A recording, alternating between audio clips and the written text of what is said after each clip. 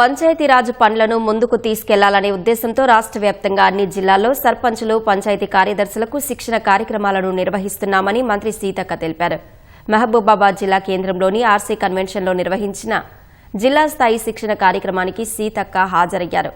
గ్రామాలలోని వివిధ సమస్యల పరిష్కారాలపై సర్పంచులు కార్యదర్శులకు శిక్షణ అందించామని, వారి సహకారంతో గ్రామాలను అన్ని రంగాల్లో అభివృద్ధి చేయాలని కోరారు.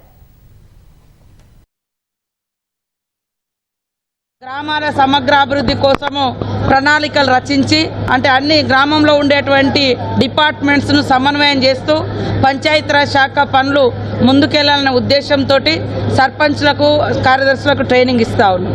ఈ ట్రైనింగ్లో ప్రధానంగా మనకు కొత్తగా వచ్చినటువంటి బీబీజీ రామ్జీ చట్టం గురించి మరి ఎలాంటి పనులు చేపట్టాలి, ఆ చట్టం ఏం చెప్తుంది అనేటువంటి అంశాల మీద శిక్షణ ఇవ్వడం జరుగుతుంది.